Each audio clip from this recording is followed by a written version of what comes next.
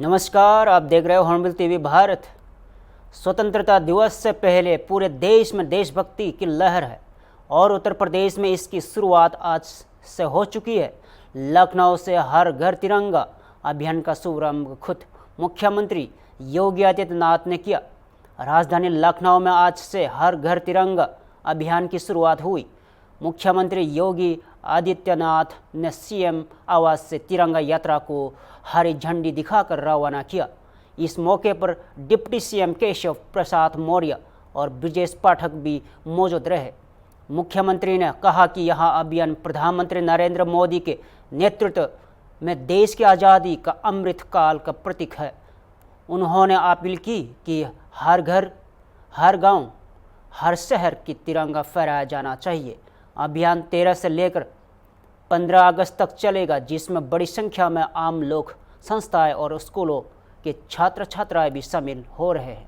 मुख्यमंत्री आवास पर स्कूलों के सैकड़ों बच्चे भी मौजूद रहे और देशभक्ति के गीतों के साथ माहौल पूरी तरह देशभक्ति में रंगा नजर आया। हर घर तिरंगा न सिर्फ एक अभियान है, बल्कि देश का एकता के सूत्र में बांधने की एक प्रेरणादायक पहल भी है। देखिए और सुनिए।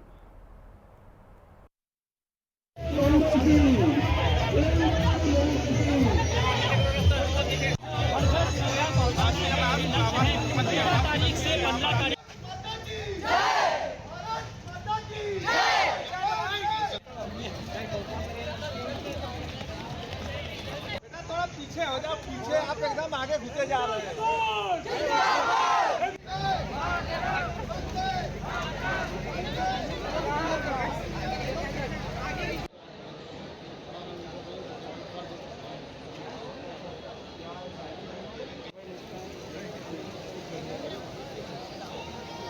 सब लोग ऊपर, सामने ऊपर जिनका हमें इंतजार था सरकार के उप मुख्यमंत्री माननीय ब्रजेश पाठक जी का भी दायित्व बनता है कि हर हाल में हम भारत के सम्मान को ऊंचा बनाए रखने के लिए हर भारतवासी, 140 करोड़ भारतवासी अपने स्वयं के स्वार्थों को तिलांजलि दे करके अपने राष्ट्र माता के चरणों में समर्पित होकर के इस तिरंगा को हर घर पे लगा करके देश की आजादी के इन 78 वर्षों के शानदार समारोह में भागीदार बन करके समाज को बांटने वाले उन ताकतों को, उन तत्वों को बेनकाब करें जो जाति के नाम पर, क्षेत्र के नाम पर, भाषा के नाम पर, तमाम अन्य बातों के आधार पर सामाजिक एकता को छिन्न भिन्न करने का कुत्सित प्रयास कर रहे हैं। और यह अवसर हम सब के लिए अत्यंत महत्वपूर्ण होगा। आज के इस अवसर पर, इस यात्रा के शुभारंभ के अवसर पर मैं एक बार फिर से आप सभी लखनऊ के युवा साथियों को हृदय से अभिनंदन करता हूं, आजादी की अग्रिम शुभकामनाएं देता हूं और विश्वास करता हूं कि आदरणीय प्रधानमंत्री जी के आह्वान पर उनके संकल्प के साथ जुड़ करके 2047 का जो एक विराट लक्ष्य हम सबके सामने आदरणीय प्रधानमंत्री जी ने विकसित भारत, आत्मनिर्भर भारत का दिया है, उस विकसित भारत और आत्मनिर्भर भारत के लिए हम विकसित उत्तर प्रदेश और आत्मनिर्भर उत्तर प्रदेश के उनके मार्गदर्शन को अपने जीवन का हिस्सा और अपने जीवन का मंत्र बनाएंगे। इस विश्वास के साथ आप सबके प्रति मेरी मंगल में शुभकामनाएं हैं। धन्यवाद। जय हिंद।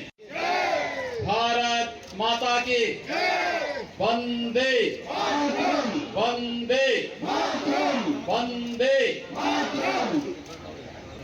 हर घर तिरंगा।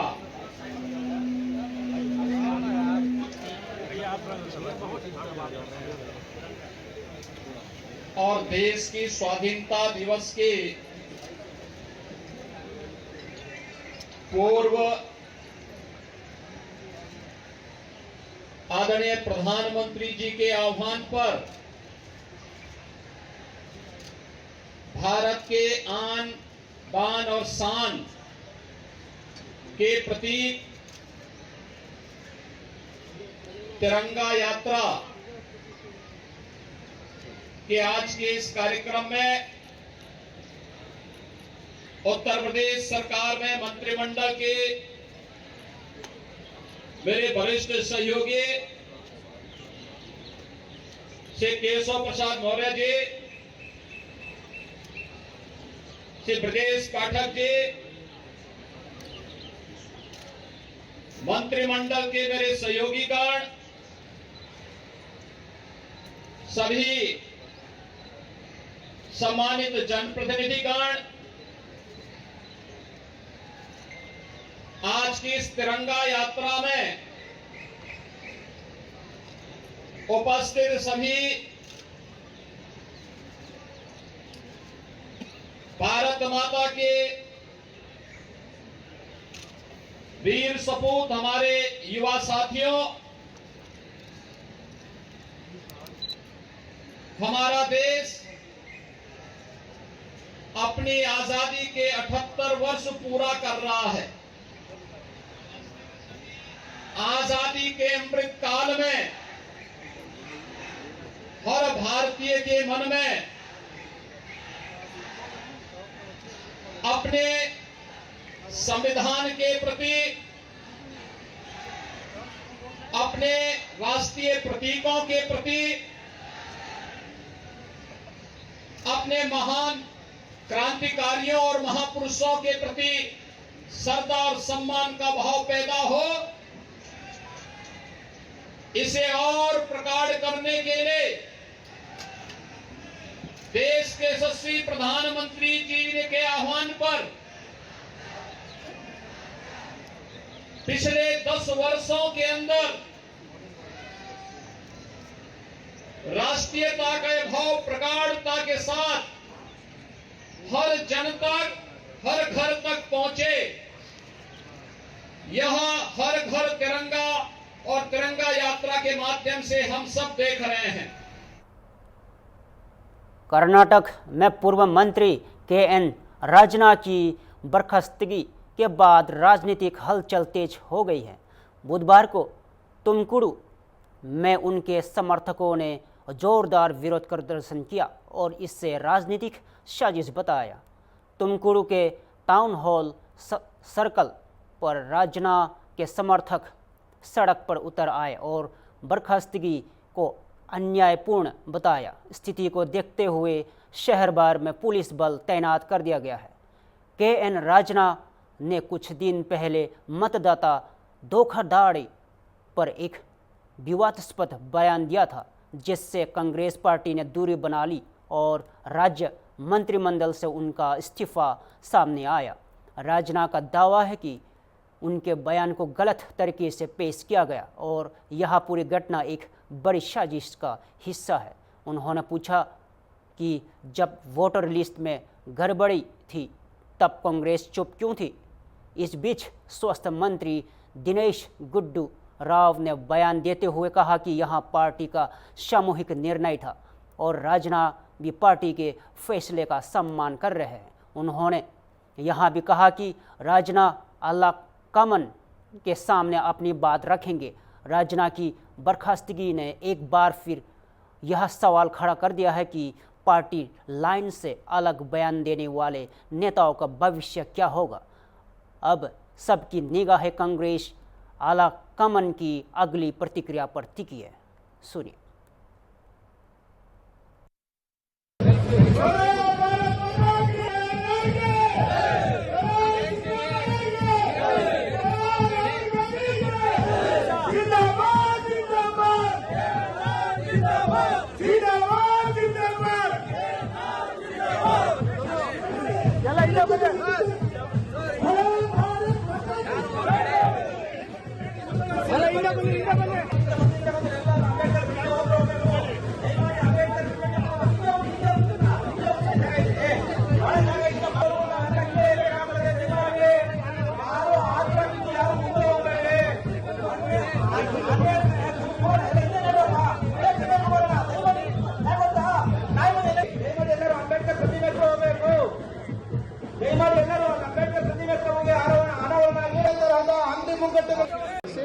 that the party has given through Mr. Rajan to all the MLAs and MPs who speaks against the line of See, the I party. think it is a party decision and it is something that we all have to respect. Even Mr. Rajan also has said that he will abide by the party decision, and he has also said Rahul Gandhi is his leader, and he said he will go and explain to the High Command. So, but also in public life, we should also be careful about, sometimes when we see TV cameras and mics, we say of things which we should not be saying. And that is, I think, where we should be careful of what we say.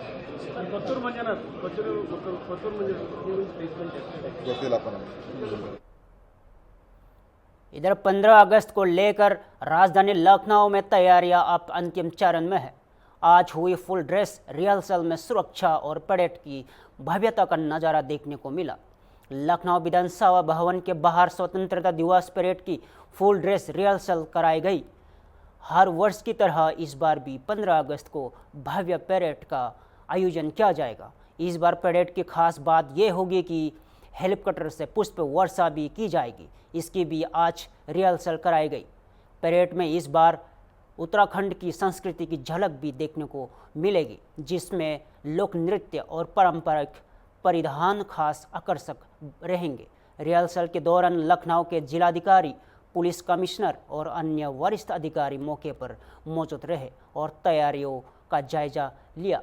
15 अगस्त के दिन सुरक्षा व्यवस्था, सांस्कृतिक और देशभक्ति का शानदार संग्राम लखनऊ में देखने को मिलेगा। देखिए,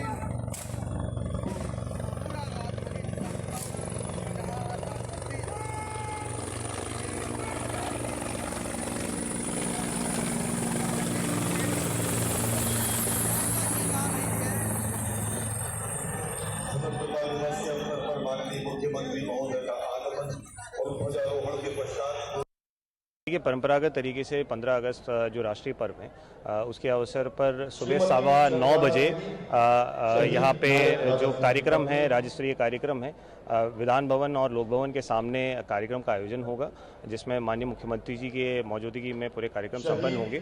9:15 बजे से लेकर के 10:12 तक का कार्यक्रम है, जिसमें जो परंपरागत तरीके से सलामी और सलामी के बाद विभिन्न जो राज्यों से आए हुए कल्चरल टीम्स के माध्यम से कल्चरल परफॉर्मेंस भी रहेंगे।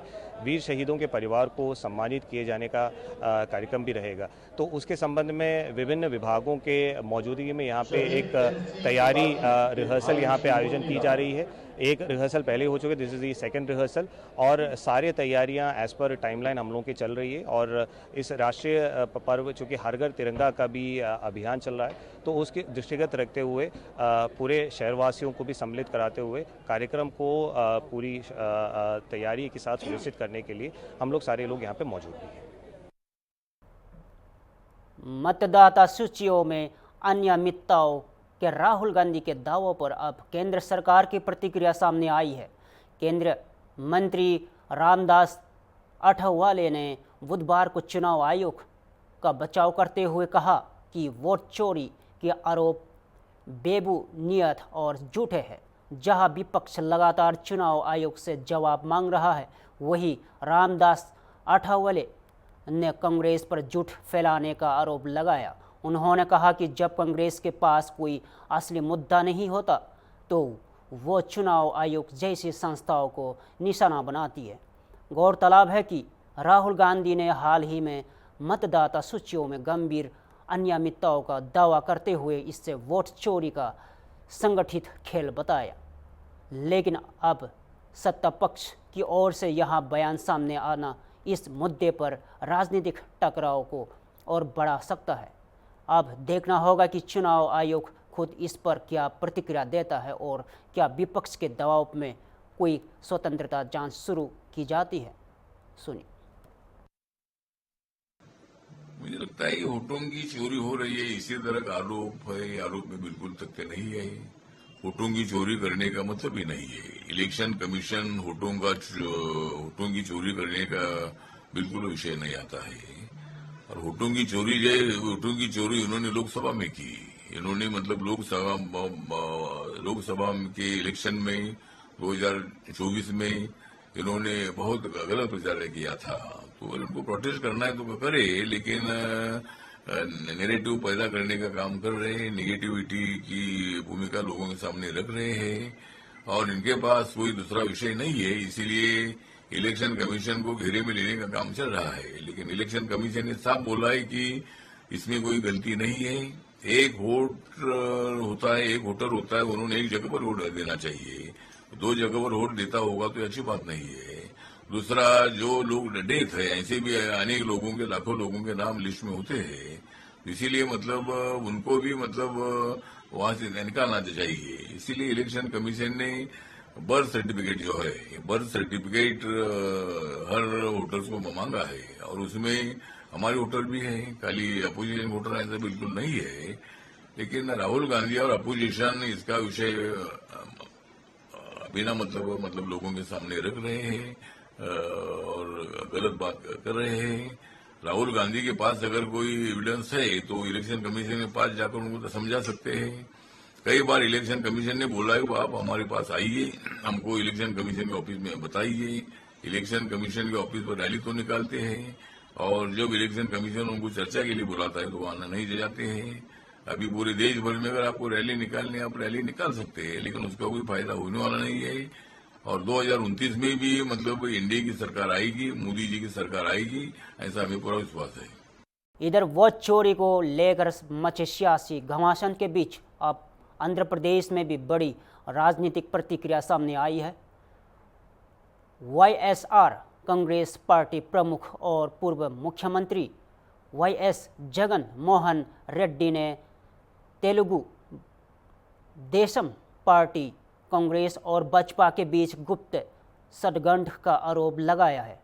जगन रेड्डी ने दावा किया है कि टीडीपी प्रमुख चंद्रबाबू नायडू तेलंगाना का मुख्यमंत्री रेवंत रेड्डी के जरिए राहुल गांधी के संपर्क में है और तीनों दलों के बीच एक हेडलाइन राजनीति चल रही है। उन्होंने सवाल उठाया कि जब राहुल गांधी वोट चोरी की बात करते हैं तो आंध्र प्रदेश का जिक्र क्यों नहीं करते, जहां हाल ही में हुए चुनाव में घोषित नतीजे और मतगणना के दिन के आंकड़ों के बीच 12.5% का अंतर देखा गया। जगन रेड्डी ने इससे एक संगठित राजनीतिक गठजोड़ बताया जिसमें बसपा, कांग्रेस और टीडीपी एक साथ काम कर रहे हैं। इस बयान के बाद दक्षिण भारतीय राजनीति में नया उबल देखने को मिल सकता है और यहाँ सवाल भी उठ रहा है कि क्या वाकई में पर्दे के पीछे कोई बड़ा खेल चल रहा है। देखिए। Andhra. And what about Rahul Gandhi there in Delhi? When he talks about vote chori, why does he not make a statement on Andhra, where the highest 12.5% is the vote difference between what was announced versus the counting day, when the votes were counted. The difference was 12.5%. The highest what this man can ever speak of. Why does he not speak about Arvind Kejriwal? When Arvind Kejriwal himself lost MLA election, his own MLA seat Arvind Kejriwal lost. Can you believe that? Why doesn't Rahul Gandhi talk about that? He doesn't. Because Rahul Gandhi does not talk about Andhra because Chandrababu Naidu is in touch with Rahul Gandhi through Revanth Reddy on a hotline. Is it not a fact? I mean, all of you are journalists here. Cross your hearts and speak for yourself and tell me, is it not a fact? And what should I comment on someone like Rahul Gandhi, who himself is not sincere to what he does? Sir, one last question. In the supplementary... vote चोरी के आरोपों को लेकर देश की राजनीति में गर्मा गर्मी तेज है। बसपा सांसद अनुराग ठाकुर ने आज बसपा मुख्यालय में प्रेस वार्ता करते हुए राहुल गांधी और कांग्रेस पार्टी पर सीधा हमला बोला। अनुराग ठाकुर ने कहा कि कांग्रेस अपनी हार का ठिकरा हर बार किसी और पर फोड़ने की कोशिश करती है। कभी ईवीएम को दोष देती है तो कभी चुनाव आयोग को। उन्होंने आरोप लगाया कि राहुल गांधी हार स्वीकार करने के बजाय हर बार एक नया बहाना लेकर आते हैं और अब वो चोरी का नया शोर मचाया जा रहा है। ठाकुर ने तांच कसते हुए कहा कि राहुल गांधी आत्मचिंतन के बजाय दोषारोपण की यात्रा पर निकल पड़े हैं और जैसे जैसे बिहार चुनाव नज़दीक आ रहे हैं, कांग्रेस विपक्षी दलों के साथ मिलकर जनता को भ्रमित करने की साजिश कर रही है। राजनीतिक आरोप प्रत्यारोप के बीच अब सबकी निगाहें इस पर है कि चुनाव आयोग और विपक्षी दल इस टकराव का क्या जवाब देते हैं। सुनिए। कि कांग्रेस ने किया था, ये एक नहीं ऐसे अनेक उदाहरण हैं और इस परिवार और पार्टी का शुरू से ये रहा है कि चुनाव हारते हो तो वोटर पे ठीकरा फोड़ दो या इलेक्शन कमीशन पे ठीकरा फोड़ दो या इलेक्शन कमीशन के नियमों पर कार्यप्रणाली पर प्रश्न चिन्ह खड़ा कर दो। इंदिरा गांधी जी ने तो यहां तक कह दिया कि मतदाता मूर्खों का टोला है। Indira Gandhi said voters a bunch of fools. और इस 77 का चुनाव हारने के बाद कहा। 1999 में जब राजीव गांधी जी हारे तो उन्होंने बैलेट पेपर पर ठीकरा फोड़ दिया। वो उस समय कहते थे इलेक्ट्रॉनिक मशीन लाओ, आज उनके सुपुत्र राहुल गांधी जी कहते हैं कि भाई ईवीएम बंद करो, वापस बैलेट पेपर पे जाओ। और ये एक के बाद महाराष्ट्र, हरियाणा, दिल्ली अनेकों राज्यों और देश में 3 बार लगातार चुनाव हारने के बाद, 90 चुनाव हारने के बाद राहुल गांधी जी आरोप प्रत्यारोप पर लगातार जारी हैं। अब इनका मॉडस ऑपरेंडी क्या है राहुल जी का? चुनाव हारो, झूठे आरोप लगाओ, कभी इलेक्शन कमीशन में कंप्लेंट दर्ज मत कराओ, कभी सबूत मत दो और लोकतंत्र को फर्जीवाड़ा करके एक तरह से जनता को भ्रमित करने का काम करो, लोकतंत्र को नीचा दिखाने का काम करो। मेरा राहुल गांधी से सीधा सवाल है, किस बात का डर है राहुल जी? शपथ पत्र नहीं देते, सबूत नहीं देते, झूठे आरोप लगाकर भाग जाते हो और यही आपका तरीका हो गया है। भ्रम फैलाया चुनाव के समय संविधान का लेकर, आज संवैधानिक संस्थाओं पे प्रश्न चिन्ह खड़ा करते हो। और ये देखिए, शूट एंड स्कूट का इनका पुराना है। इलेक्शन कमीशन ने राहुल गांधी जी को बुलाया, वोटर रोल इशू पे नहीं गए। उनको कहा एविडेंस दे दो, बार बार कहा, नहीं दिया राहुल गांधी जी ने और कांग्रेस पार्टी ने। और यहां तक कि representation of people's act, RP act में अगर देखें सेक्शन 80 में, तो no election commission, no election petition file की इनके किसी भी नेता ने, किसी चुनाव लड़ने वाले ने। और अगर आप दाहिनी ओर देखेंगे तो इंडियन नेशनल कांग्रेस और आरजेडी को, ये पूरा चार्ट देखिए आप ध्यान से। इलेक्शन कमीशन आज 13वां दिन हो गया लगातार बिहार में, वहां तो इनकी कोई इस तरह की बातचीत नहीं है, खुले मन से इलेक्शन कमीशन बात सुन रहा है, बिहार के लोगों को कोई दिक्कत नहीं है। लेकिन जब इनके पास बिहार में मुद्दा कोई नहीं बचा, चुनाव में जाने से पहले हार स्वीकार कर ली। फिलहाल के लिए इतना ही। ताज़ा खबरों के लिए जुड़े रहे हॉर्नबिल टीवी भारत के साथ।